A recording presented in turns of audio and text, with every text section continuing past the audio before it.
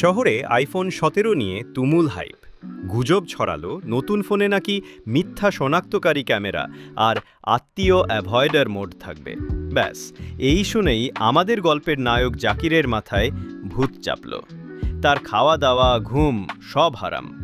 কাচ্চি ছেড়ে দিয়ে বাদাম খায়, রিক্সা ছেড়ে 10 কিলোমিটার হাঁটে।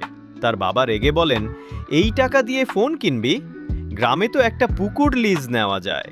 কিন্তু জাকির শুনলে তো, জমানো সব টাকা আর ছোট বোনের মাটির ব্যাংক ভেঙে সে এক মহাযুদ্ধ করে ফোনটা কিনেই ছাড়ল। ফোন হাতে পেয়েই উত্তেজনায় তার হাত কাঁপে।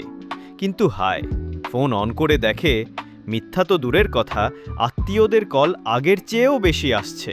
হতাশ হয়ে জাকির ছাদে দাঁড়িয়েছিল, আর ঠিক তখনই কারেন্ট চলে গেল।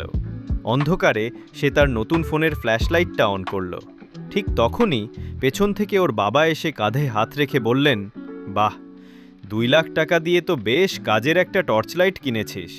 আলোটা ভালোই, চল নিচে আয়, ভাত খাবি। জাকির বুঝল, দিন শেষে 2 লাখই আইফোনের সবচেয়ে সেরা ফিচার সম্ভবত এটাই।